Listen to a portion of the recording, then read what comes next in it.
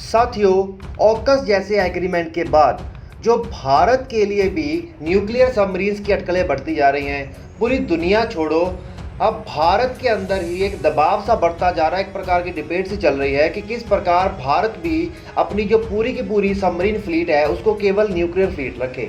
क्या सच में भारत को इन सब चीज़ों की ज़रूरत है? क्या सच में भारत को सिर्फ न्यूक्लियर सबमरीन फ्लीट ही रखना चाहिए?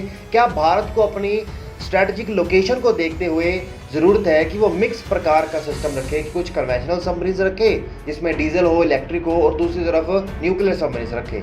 तो साथियों, इसी के बारे में बात करते हैं डिटेल में। तो चलिए, वीडियो को शुरू करने से पहले चैनल को सब्सक्राइब करिए और बेल आइकन दबाइए। साथियों, इतना तो हम सब जानते हैं कि जब से ऑस्ट्रेलिया ने फ्रांस के साथ $90 बिलियन की डील छोड़कर एकदम से यूके और यूएस के जाके गोद में बैठ गया है, तो पूरी दुनिया इसमें हैरान हुई कि उन्होंने बहुत गलत किया।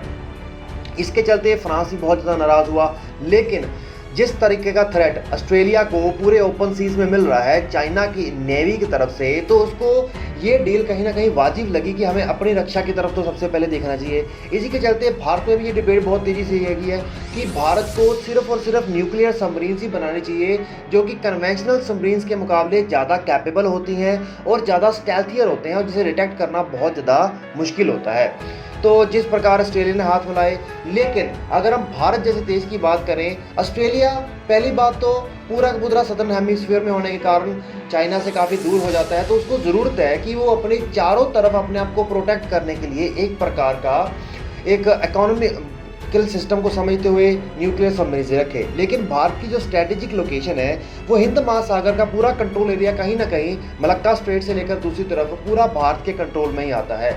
अगर भारत अपने मिसाइल्स या जेट्स को भी डिप्लॉय करे तो बहुत तेज़ी से वो इंडियन ओशन में जाके एरिया को कवर कर सकते हैं। तो भारत को अपनी इकोनॉमिक प्रोजेक्ट्स को देखते हुए और अपनी इकोनॉमिकल स्थिति को देखते हुए दोनों प्रकार की सबमरीन्स को रखने की ज़रूरत है, जिसमें वो न्यूक्लियर सबमरीन्स को भी रख सकता है और कन्वेंशनल सबमरीन्स जिसमें डीजल और इलेक्ट्रिक सबमरीन्स होती है उसको भी रखना चाहिए।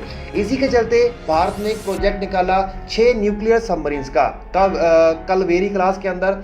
इसके चलते सबसे बड़ी बात तो यह है कि 25,000 करोड़ का खर्च उसे जाकर पड़ेगा और डीआरडीओ के द्वारा ये बनाई जानी थी।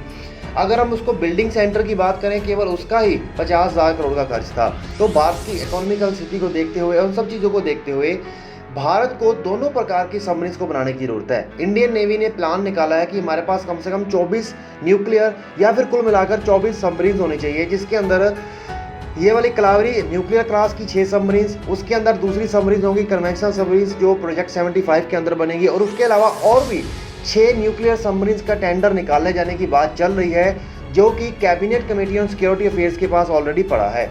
तो साथियों, ऑलरेडी भारत INS अरिहंत जैसी न्यूक्लियर सबमरीन जिसके अंदर न्यूक्लियर अटैक कैपेबिलिटी है उसको ऑपरेट कर ही रहा है। उसके अलावा और ज़्यादा इन 24 सबमरीन्स के आने से फायर पावर बढ़ेगी। भारत का मुख्य उद्देश्य ये है कि वो अपनी 6 सबमरीन्स के माध्यम से पूरे के पूरे चाइना को चुपचाप से घेर सकता है। ईस्ट चाइना सी से लेकर साउथ चाइना सी तक चुपचाप कहीं भी हमारी 6 की 6 सबमरीन्स जाकर छुप कर बैठ जाएं और एकदम से न्यूक्लियर अटैक कर दें, तो चाइना के लिए संभलना ही बहुत मुश्किल हो जाएगा। ऐसी स्थिति में हमें ज़रूरत नहीं है, क्योंकि अगर हम ये कहें कि न्यूक्लियर सबमरीन केवल और केवल चाइना के ऊपर अटैक करने के लिए होगी, ऐसा तो नहीं है। भारत को प्रोटेक्ट करने के लिए भी सबमरीन चाहिए, और अगर भारत को प्रोटेक्ट करना है तो यही बंगाल की खाड़ी, हिंद महासागर और अरब सागर के क्षेत्र में ही वो सबमरीन रहेंगी। तो उन्हें फिर अगर कन्वेंशनल सबमरीन्स जैसे कि डीजल और इलेक्ट्रिक में रखेंगे वही उसके लिए फ़ायदेमंद होगा, क्योंकि उसे जल्दी से रिफ्यूल भी किया जा सकता है और भारत के आसपास ही रहेंगी। और 24 सबमरीन्स की संख्या है, तो उसमें कुछ सबमरीन्स को ऑपरेट किया जा सकता है, कुछ को मेंटेनेंस में रखा जा सकता है। लेकिन अगर हम ये बात करें कि हमें चाइना के ऊपर अटैक करना है, तो चाइना के ऊपर अटैक करने के लिए हमें ऐसी सबमरीन्स चाहिए जो काफ़ी लंबे समय तक समुद्र के अंदर छुप कर रह सकें, और ये काम न्यूक्लियर सबमरीन्स बहुत आसानी से कर सकती हैं। लेकिन अगर हम ये कहें कि 24 की 24 न्यूक्लियर सबमरीन्स हम रख लें और 24 की 24 न्यूक्लियर सबमरीन को हम चाइना के ऊपर अटैक करने के लिए लगा दें, तो ये कमेंट बिल्कुल भी लॉजिकल नहीं होगा। कमेंट करने के लिए 1-2 सबमरीन ही बहुत होती हैं अटैक करने के लिए।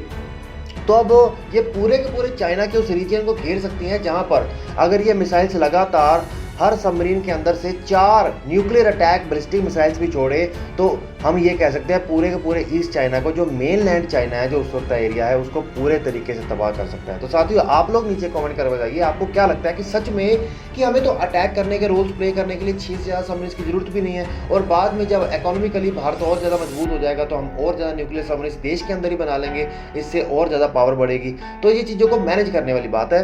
तो साथियों, आप लोग नीचे कमेंट करके बताइएगा कि आपको क्या लगता है। चलिए।